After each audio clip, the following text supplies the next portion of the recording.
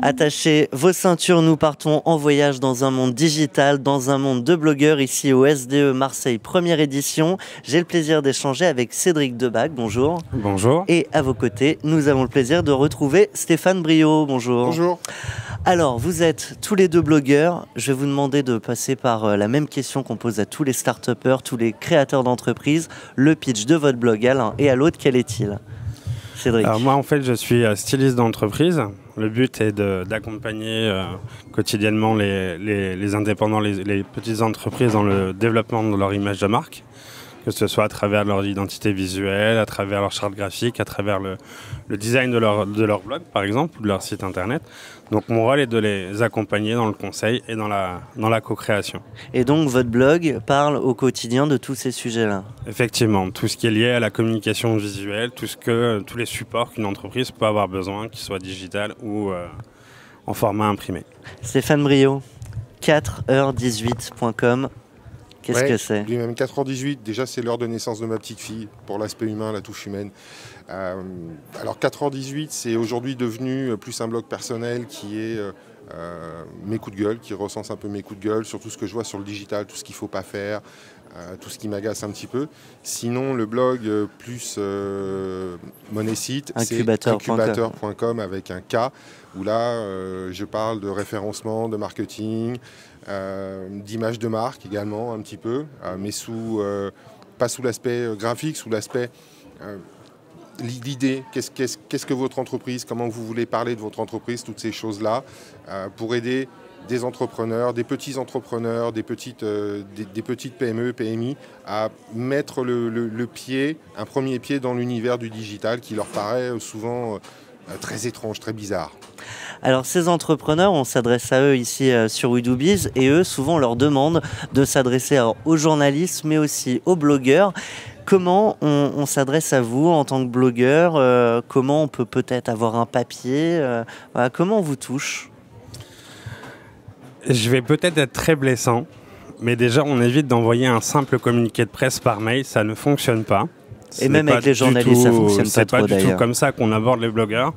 Je pense que la méthode qui peut être intéressante, c'est déjà de les suivre via Twitter, parce que c'est le premier endroit où on peut commencer à rentrer en contact en minimum avec eux, ou commencer à suivre plus ou moins la publication de ces articles, de les commenter, voilà, de s'intéresser un petit peu à ce que le blogueur il propose sur son blog, voir déjà si sa ligne éditoriale correspond à ce que votre message que vous souhaitez faire passer, est-ce qu'il y a une éthique qui est conjointement associée aux deux, pour commencer à penser partenariat ou publication de contenu sur le blog.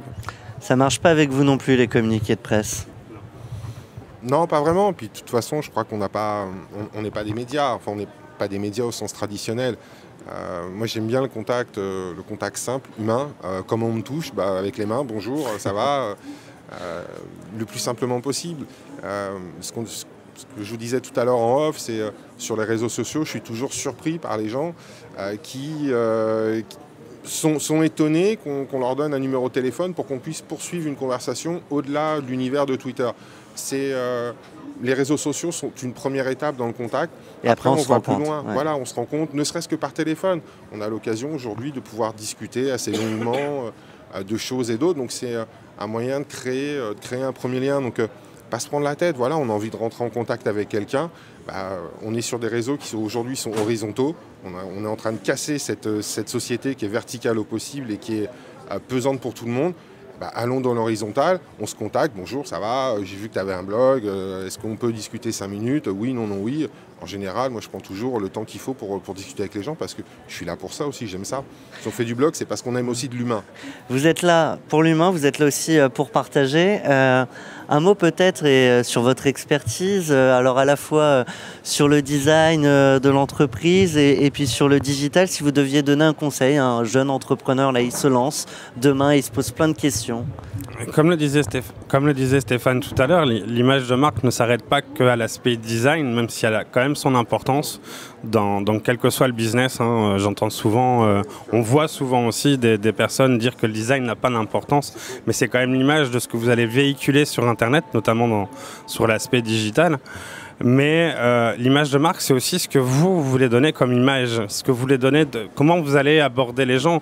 Comme tu l'as dit très bien tout à l'heure, il y a un aspect humain et c'est quelque chose qu'on retrouve éventuellement dans les salons. Et c'est pour ça qu'aujourd'hui, le salon des entrepreneurs, même si tu disais tout à l'heure, c'est pas vraiment un monde digitalisé, mais il y a quand même ce côté un petit peu digital dans le sens où ils invitent des blogueurs. Ils ont compris qu'à travers les blogueurs, il y avait moyen de communiquer, de mettre quelque chose en avant, de pouvoir vraiment dire des choses autrement, créer une passerelle entre les deux mondes, entre le monde des PME, le monde des grandes entreprises et le monde digital. Et c'est tout l'intérêt d'être cohérent dans son image de marque et de se rapprocher des gens qui portent les mêmes valeurs que le conseil, la cohérence. Tout à fait.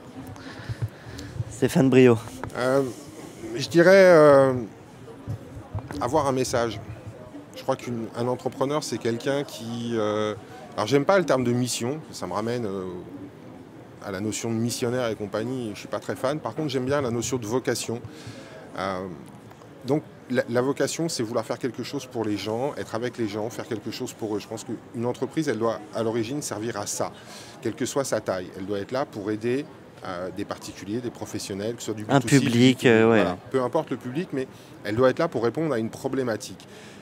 Et avoir un message à délivrer, c'est important. Il y a plein de gens qui se lancent aujourd'hui et qui ne savent pas trop ce qu'ils ont envie de dire. C'est là au fond d'eux, mais c'est pas verbalisé, et ça se ressent pas dans leur communication. Voilà, bonjour, on est une entreprise, on veut communiquer sur Internet, donc on va faire de la bonne vieille com traditionnelle à papa.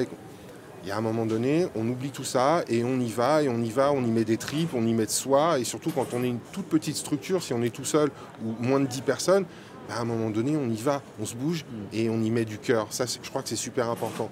Un message et du cœur. Eh bien, c'est dans le cœur et la bonne humeur qu'on a été ravis de vous avoir avec nous sur l'antenne. Cédric Debac, j'ai même pas donné le nom de votre blog, donc c'est cédric-debac.fr. Tout à fait. Et nous avions également avec nous Stéphane Briot, incubateur avec un K.com. Merci à vous deux et à très bientôt. Merci.